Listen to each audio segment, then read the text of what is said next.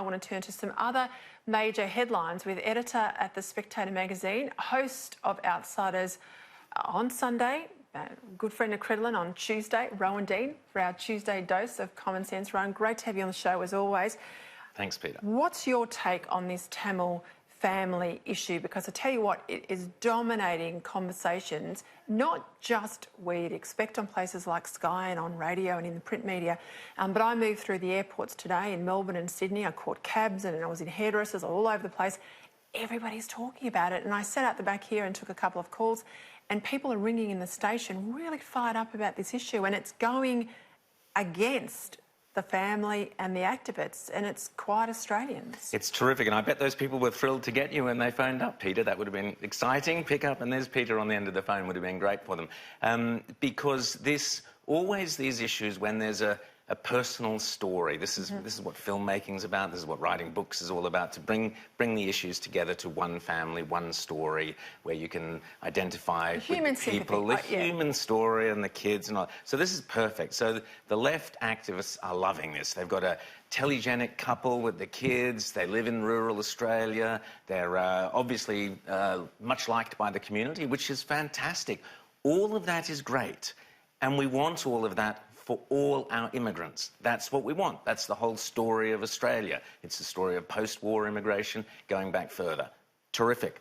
The problem we have had in the last 20 or 30 years is that the immigration story has changed completely, and now it's a business model for people smugglers, asylum seekers. People spend tens of thousands of dollars. They know how to play the legal game. They know how to play the sympathy card, the media game, etc. So what this story, although this story looks terrific at face value, what is behind it, and I thought your editorial was absolutely superb, the key thing is it makes that decision-making in government so much harder.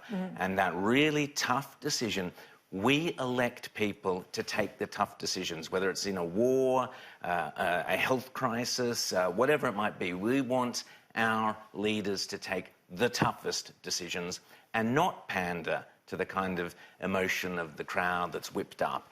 And this is exactly what Peter Dutton and Scott Morrison are doing. And you're right that the Tony Abbott government did that as well, which is to say, we know that there's a real sob story here. We accept that. We accept these are really great people and we'd love to have them in the country.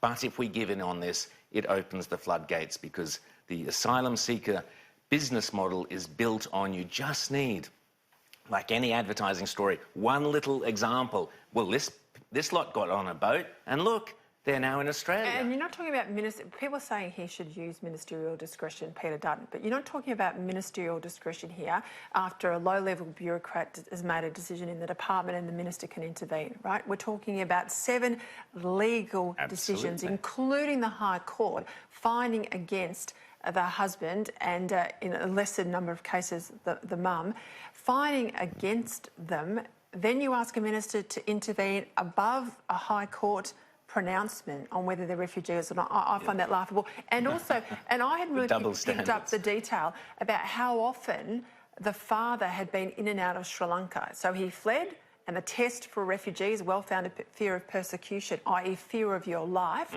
been backwards and forwards, in and out of Sri Lanka. Other countries he could have claimed asylum in never did, but chose to pay a people smuggler and come here. So we'll see. It goes before the courts tomorrow. I'm told the lawyer is prone to activism, so it could go either way. We'll watch with interest